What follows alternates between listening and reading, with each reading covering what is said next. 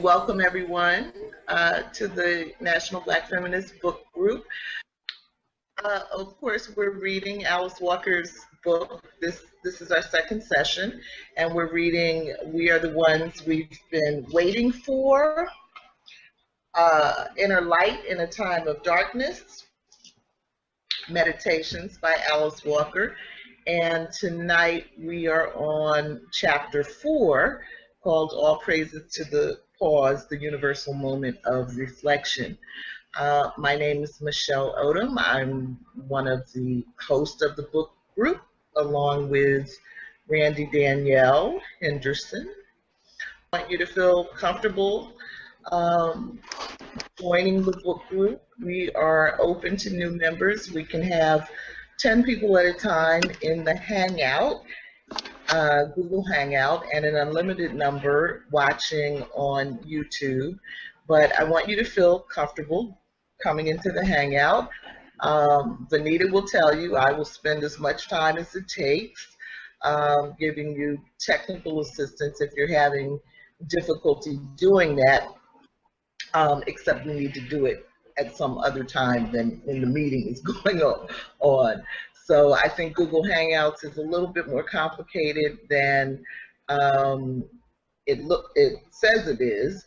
So I try to open the Hangout at 6 o'clock so that if anyone needs technical assistance, we can do that then. Let's have everyone else introduce yourself. Randie? Hi, my name is Randie Henderson. Again, I am watching remotely from Atlanta. I'm also a member of BWB and excited for tonight's chapter. And Georgette? My name is Georgette Moses, and I'm participating from Columbia, South Carolina, and I'm excited about tonight's chapter. And Venita? Hi, my name is Venita Walker, and I am speaking to you from Connecticut. And I'm happy to be here tonight, and I'm happy that you're here tonight. I am here in New York.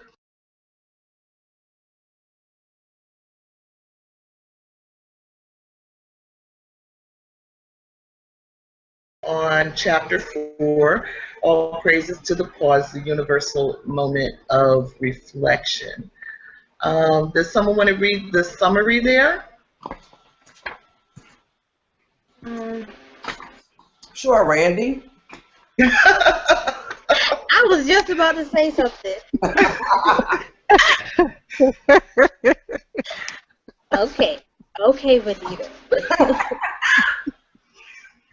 Okay, summary, chapter 4. All praises to the pause, the universal moment of reflection. Know the river has its destination. Alice Walker takes us on a journey in chapter 4. All praises to the pause, the universal moment of reflection, which in the end invites our reflection on the Hopi Nation message. Know the river has its destination. The pause is a moment when life requires us to take time to reflect, like a forced timeout, when we have a rare opportunity to consider our next move and help to shape the change that is inevitable. Human beings often miss the importance and therefore waste this moment, which leads to even more disastrous consequences. She looks at the role of men and women in society, how these roles have changed over time, and the consequences to the world when we are imbalanced. In spite of and because of ourselves, we are living through a period of rapid change, like a fast-moving river, speeding us to a place where how we will survive will be our only concern and who will be with us. Know the river has a destination. Thank you. You're welcome. Okay, can someone take that first section, points A and B, the pause? Okay, I'll read it. Okay. Walker opens chapter 4, All Praises to the Pause, the Universal Moment of Reflection, with a discussion on the 63rd hexagram of the I Ching. After completion, describing it as a time when a major transition from confusion to order has been completed. This ancient Chinese book of changes, which perceives future events by prophecy or intuition, cautions its readers, this pressing forward at the beginning is not good. It overshoots the mark and leads with certainty to loss and collapse. Walker calls this period the pause and defines it as the moment when something major is accomplished and we are so relieved to finally be done with it that we are already rushing, at least mentally, into the future. Wisdom, however, requests a pause. If we cannot give ourselves such a pause, the universe will likely give it to us, and we will find ourselves required to stop, to sit down, to reflect. She encourages us to honor rather than fear the pause. And then B, the space between stars, where noise goes to die, and the space between atoms, where the charges thin out. But the place between and the moment before, and I don't mean a lightning bolt, but what it passes through. I don't mean a dream, but dumb sleep. Not a thing is something. After the end and before the beginning is time too. Let it alone. Don't try so hard. This is God too. All of you is. Excerpt from A Blessing by Stephen Philbrick. And then the question is, has the universe ever required you to pause? If so, how did it feel? How did you get through it? What did you learn? Thank you.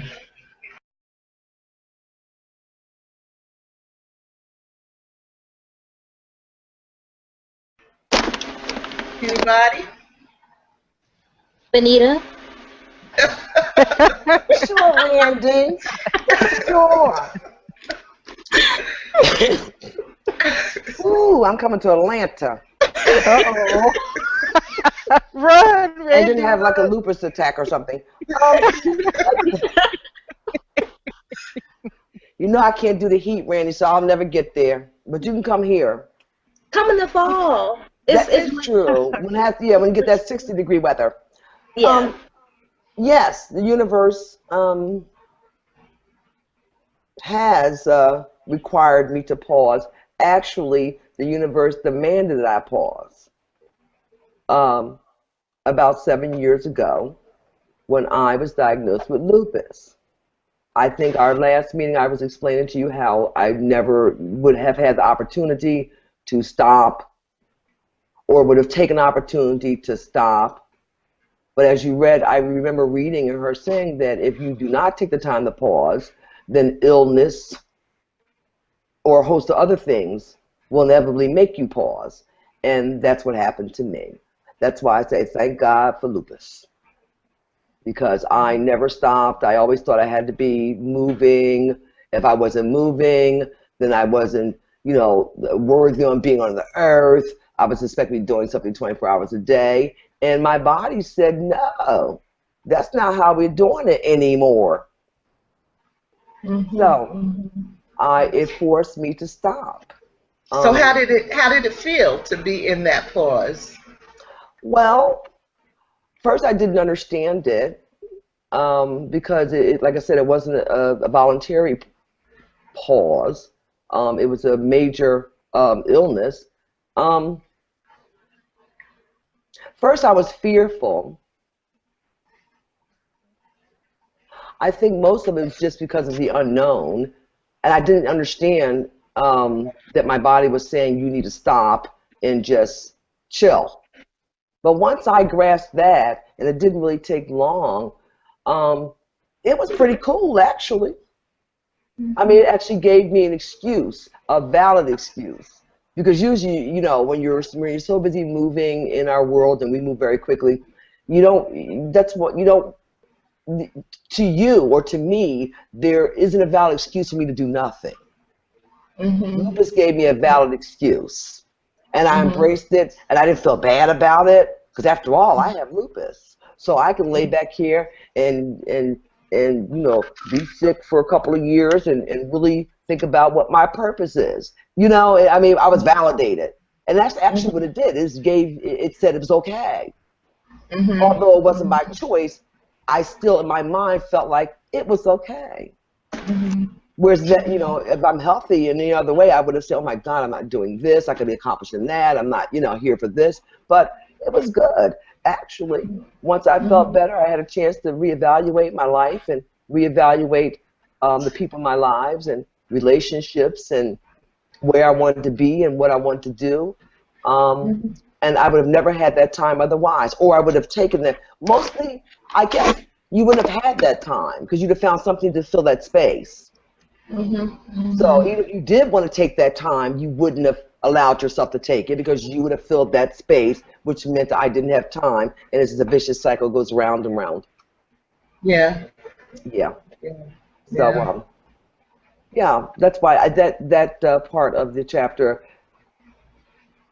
I read it a couple of times because actually I really believe that if you do not take the pause, something will make you take a pause. And now I'm finding more and more people are actually having health issues, physical and mental health issues, because they have not taken the time to pause. You know what I'm saying? And that's, I know that's why, because we're just, you know, our hearts are always palpitating. We're always shaking and moving and contemplating, and you know, it's too much. Too much. Thank you. Anybody else? Randie? Michelle? All right, let's everybody speak for themselves. I'll go after. Well, I'll go. Well, Michelle, do you not want to take that turn? No, I can go after you. This is my chapter. I could talk about this chapter all night, please. Oh. You better get your time in now, Randie. Okay. Okay. Well, mine is like we talked about last week. Y'all, my grandmother's death was definitely a pause, especially because I was in Ghana. She died on Thanksgiving, but I didn't find out until the day after. And at first they weren't going to tell me. They were just going to take me home and then tell me. But they had to tell me because the airport was like, we're not about to have her on the plane. And her realized the ticket says bereavement, and she flips out. But at the time, I didn't even know what that word meant. So I wouldn't never thought of nothing. You know, I just would have, I would have just got on the plane. But they said they weren't going to take that risk. So they had to tell me. And before I went, but so you know it takes a day to get back from Ghana to Atlanta at least. And so I had that whole time frame where I really couldn't do anything but like go through checking and go through customs and act normal and to get through that whole flight and then get home. Even before then, the lady, I think I said this last time, the lady who owned the place I stayed, she made me strip naked and get in the ocean, and she wouldn't let me out of the ocean till I screamed for my grandmother. And so that was, she would not, she was so crazy. I just knew she was crazy. I was like, she is crazy, but I didn't know her from nobody. I had only been there for like 2 weeks and or maybe a week, and I hadn't really got to meet her. But she found out about my grandmother, and she made me get in the ocean, and there were men outside, and I remember like covering up, and she was like, they ain't seen nothing, you know, that they've seen everything you got because they're men and they've been with women. And she just wasn't fazed by my needs to just hurry up and pack and go. And she was like, we'll leave when you scream. And it really forced me to grieve, honestly, before I got home. And wow. Yeah. Wow. So yeah, that was my pause. Yeah. Fascinating. Georgette? Wow. Well, I think the most powerful pause, most recent one that's affected me the most, kind of reflects what Venita said in illness. And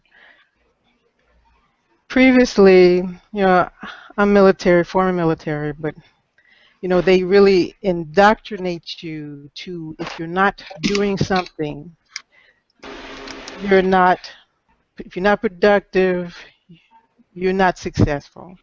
And so I carried that I internalized it, and then when I became ill, I couldn't do anymore, and I couldn't work anymore. And I sat around like, okay, there's something wrong with me. And instead of taking time to deal with my illness, I was more mad at God for putting the brakes in what I thought was my career, who I thought I was. And then we're still not on good speaking terms, but that's a developing relationship. So, Well, hey, he I knows know what I'm first thinking I heard anyway, of so I that might one. as Go well be ahead. honest, right? Yeah, that's So, right. just like Venita said, I reread this, this information here in this chapter a lot because I'm like, wow, she really verbalized things that my spirit was trying to tell me at the time that things were going on, but I was too upset, with who I thought I was supposed to be to really calm down and accept where I was supposed to be. And then just when I calmed down and then looked at the different things I was able to do for different family members, for myself mentally and spiritually and physically, then I was like, well, okay, well, maybe it wasn't so bad. Okay, I don't have to be mad at these people. I don't have to be mad at God. I don't understand what happened. But I'm going to take the best of this and just go on this different track that my life is on now. So that was my pause. And it didn't feel good at the time. Yeah, It was awful. I can Yeah. attest to but, that.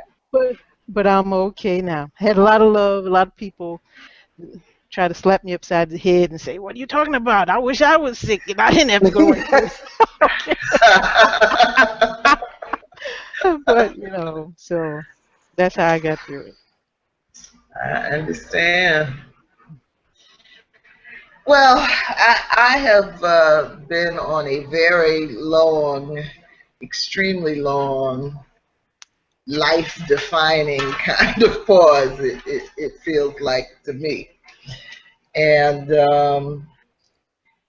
I felt like this chapter was written specifically for me.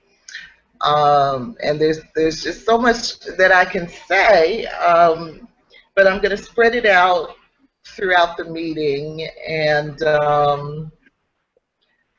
even then, I won't be able to say everything. Um, but one of the things I tried to do is, as I was reading about this concept of the pause, um, the I Ching and the way she describes it, as being after a period of completion, after something major has happened in your life. And so I was trying to connect it to a period when I had completed something. And what I came up with is I went to grad school late, and so I didn't graduate from grad school until the end of '93. And and then I got, a fairly big job, and I was working hard and making money, and still being a single mother, and but it took until around the beginning of '97 is when I started getting the symptoms that ultimately turned out to be the carbon monoxide poisoning. Um, and so, from my perspective, I feel like I did pay attention to those symptoms, and I was trying to figure out what the problem was. But I spent 2 years, being my own doctor, trying to figure it out. until I finally decided that's not working for me. And then I started going to traditional doctors and giving them a chance to figure it out. And that went on for several years, and that wasn't working for me either. Um, but all the while I was working, and I had a teenage son who was still in high school. And so I never felt like I could just stop and concentrate and try to figure out what my problem was. But it was the year that he graduated from high school in 2003 when I finally came up with, figured out the problem for myself, because literally the doctors had not helped me. But I had reached the point where I really was feeling very suicidal because the quality of my life had gotten so bad. And so it was going to that extreme that finally made me feel like, well, you know, either I'm going to kill myself or I'm going to find some kind of doctor that can help me. And I started seeing these alternative doctors. And their first move was to put me on an extremely strict detoxification diet. And it was supposed to last for 6 weeks. But after about 3 weeks, I started noticing that it was when I got in my car that this extremely bad headache would come on. And I had a list, I literally had a database of 33 symptoms. Everything was wrong with me. My hair hurt. I needed the database to keep track of all of the medicines and remedies and whatnot that I was taking to try to address these 33 symptoms. So headache was just one of them, but it was one of the worst. So it was during that period when I was able to figure out that there was this leak in the manifold. I still don't know what a manifold is, but in the manifold of my car that was bringing the carbon monoxide into the car instead of taking it out. Okay, so now I had a diagnosis, but I also had 33 symptoms. And so, you know, and so I've been left with some damage of that. But the physical problem was really just the beginning of the pause for me. I think my experience has been more what Walker was talking about, where if you don't deal with the period of pause that the universe wants you to take, that things will just get worse, because things have just gotten worse. You know, they have just really, really snowballed into all kind of stuff. But so what I'll say for now is that from my perspective, I was trying to deal with the problem, but I wasn't dealing with it effectively. And I wasn't dealing with it effectively because I didn't believe that I could just stop working with a teenage son and a single parent and try to figure out, you know, what my problems were. And I don't know do anything differently. I got him out of high school. He's a great person. And he didn't have to deal with the drama and trauma that I have had to deal with subsequently from that period. And so I'm happy about that. But I do wonder if I had been able to just stop in that early period when I first started to experience physical symptoms, you know, if things would be different. So that's it for now. More to come. Okay.